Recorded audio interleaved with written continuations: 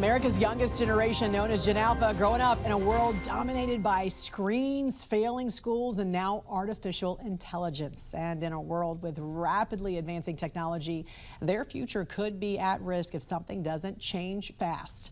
Joining us now is Dr. Zachary Marschall, editor-in-chief of Campus Reform, to explain why reading real books, not screens, is the key to keeping Gen Alpha ahead of the AI curve. I love that we're talking about this. This is so important. You know, you've warned that, with collapsing literacy rates and the rise of AI, Gen Alpha really in danger of falling even further behind. What's putting this generation right now at such a disadvantage? It's the same technology craze that we've seen with Gen Z, that people are putting screens in front of their children. They're giving them TV shows, games instead of books, and that is leading to not just a lack of literacy, but a lack of confidence and a great deal of anxiety.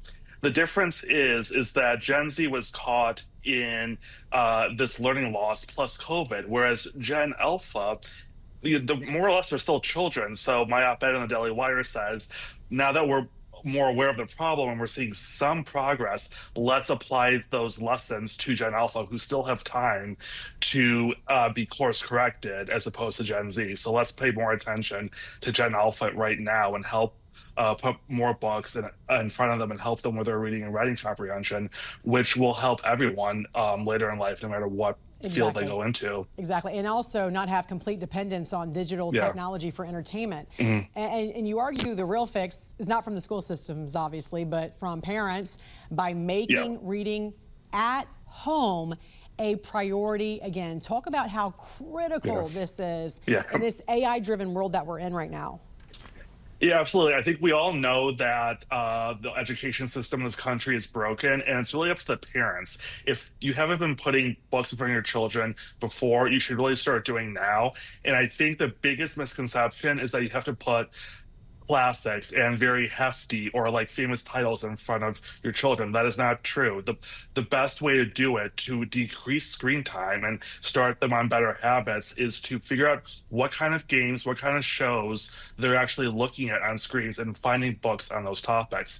If you have a kid who's a sports fan, find books about sports, or find books about famous people who did professions that your kids idolize. That at least starts decreasing it. You're never going to go cold turkey, but you can at least start the gradual process of rectifying that balance. Yeah, and of course we know writing is a necessary skill. It also helps you to apply critical thinking, self-awareness. I mean, this is something they're going to be taking with them to adulthood. You know, we keep hearing the future belongs not to kids who use AI well, but to kids who can think better than AI.